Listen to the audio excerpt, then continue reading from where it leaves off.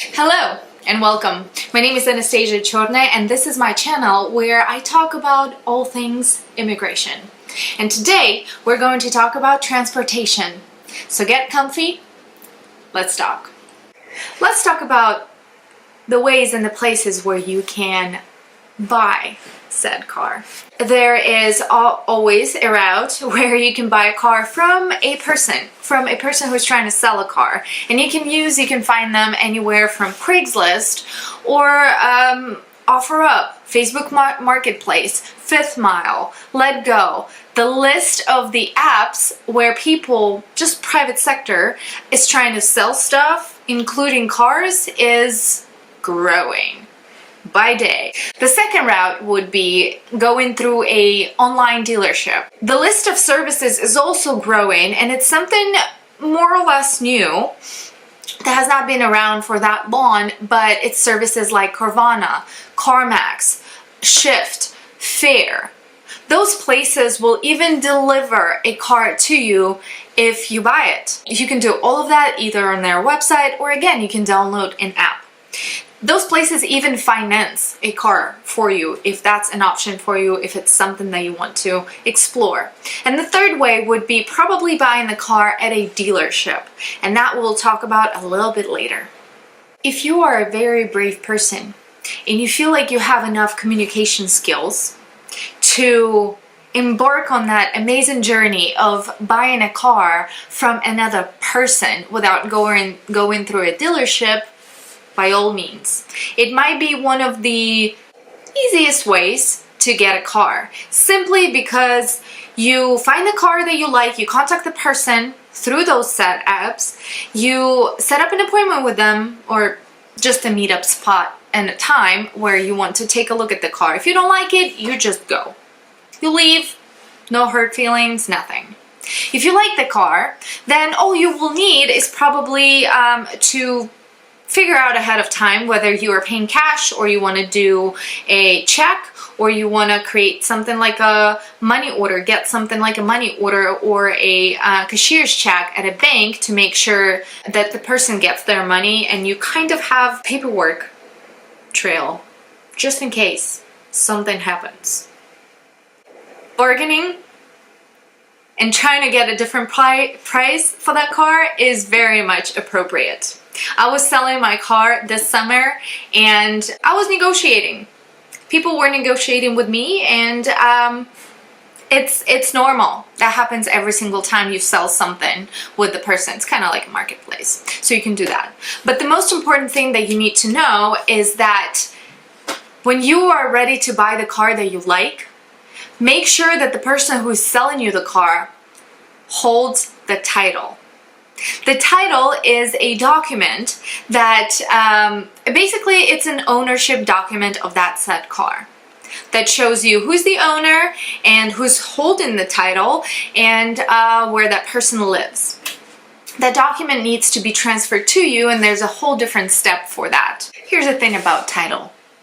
If the person who's trying to sell you the car does not have the title, does not own the title of that car, you might want to run. You might want to run because that car might be stolen and the cops will come after you. And you don't want that, right? Because you might be an immigrant and who knows where you're at. So let's avoid that. Let's make sure everything is set, legal, and good to go for us. If you want to have the reliability of the process of buying a car, making sure that it's legal, you might want to look into Carvana, CarMax, or any of those services. What's great about them is that you do not have to walk outside to go searching for a car.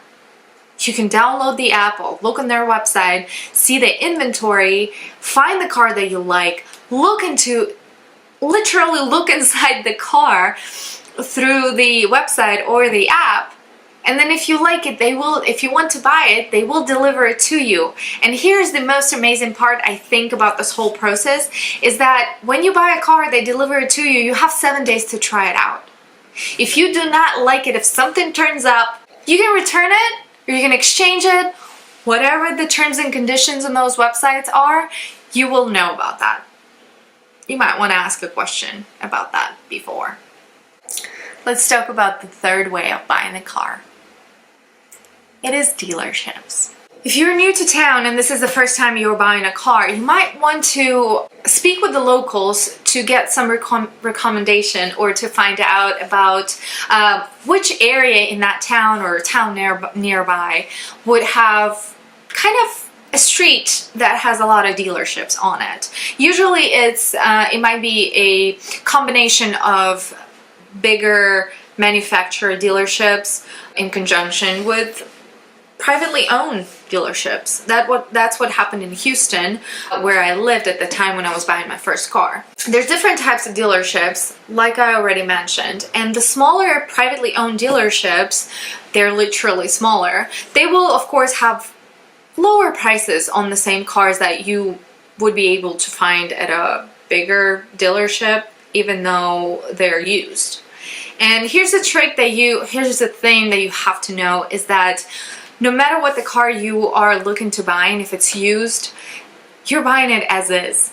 They are selling it to you as is. And what that means is that they might not necessarily tell you if there's something mechanically wrong with the car. They're not responsible for any malfunction that might happen to the car as soon as you drive off the lot.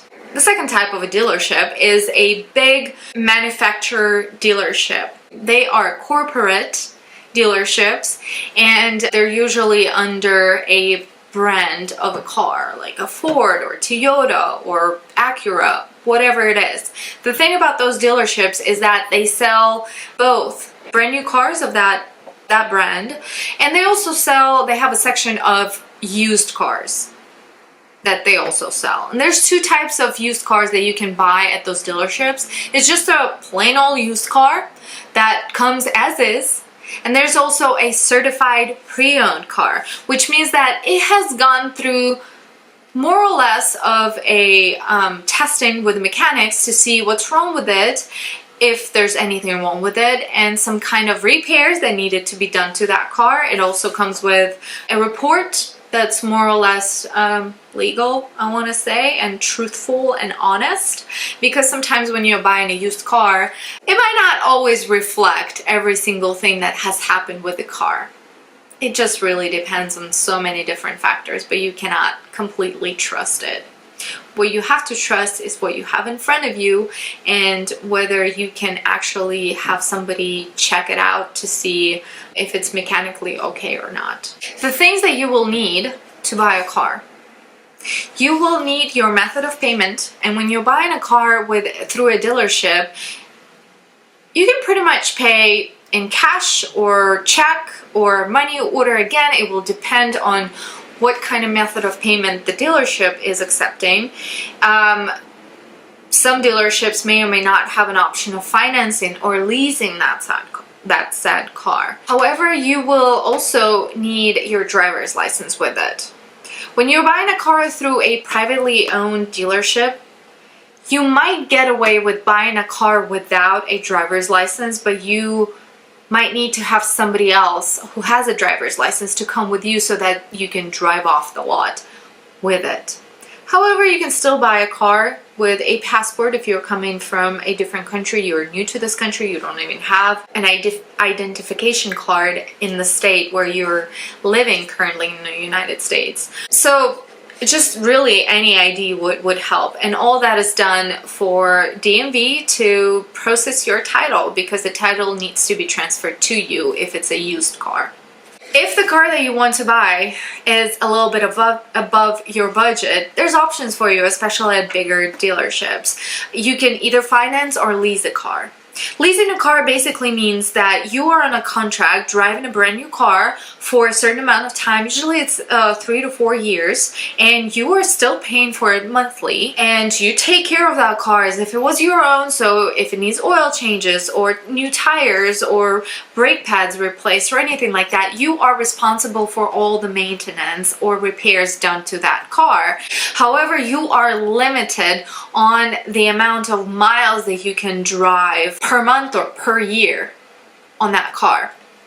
And that is definitely a big no-no for me, because I drive over 1,000 miles per month, That's just for my job. That's aside from road trips. But if if you're not an avid road tripper, or you don't drive too much for work, then leasing may be an option for you, because the good thing about leasing is that at the end of the contract, even though you have been paying for that car and it does not end up being yours, you get to upgrade to a brand new car and get on another contract and basically never worry about going to mechanics, because new cars of good brands don't usually tend to break in the first 3 to 4 years of their life. Just saying. But since that's not an option for you, or for me, leasing is definitely not an option for me, I am financing my second car. And what I love about financing is that when you buy a brand new car, and I'm an advocate for buying a brand new car, because simply you do not have to deal with constant repairs on that car. So I prefer buying brand new cars after having 2 used cars. I'm on my second brand new car right now, and I am happy, and I advocate for that, but we'll talk about my cars a little later. What I like about financing a car is that when you go to a dealership, there's always a model that they have a deal on for financing. Like, for instance, when I was buying my car a month ago, they had a really great deal on 2020 Toyota Camrys. It was a zero financing for 72 or 60 months, something like that, which is an amazing deal, because you end up driving a brand new car and then it will end up being yours, and you don't overpay for it, even if you just make minimum payments every single month. What I also like about financing is that if you have a little bit of extra cash, you can always pay extra for that car and you can pay it off sooner without fees. It would probably depend on financing institution that you're going through, but I'm financing my second car through Toyota. I didn't have to pay anything extra for paying off my first car that I got there, paying it under 2 years versus just doing minimum payments every month for 5 years. I ended up paying less because I did not end up paying any percentage of the financing for it, which is a great thing. I believe I suggest it to everybody. The car is brand new, it's drivable, it's amazing, everything's good. There you go. That's financing for you. Financing works basically like getting credit, but you can finance a car either through the dealership, which they usually have their own financing services. Like, for instance, the Toyota that I got, they have Toyota Financial Services. Or you can go through a bank, your bank, or a different bank, depending on what kind of terms they have, if you want to do your research. I thought it was pretty easy working with Toyota, and I already had an experience. I knew how it worked, so I just went with it. A little disclosure. All the things that I'm telling you today, and always, are based on my own experience. And I'm not a professional, and I cannot tell you what to do. I am not sponsored by anybody. This is just the knowledge that I have that I'm sharing with you in case you need it. Mwah.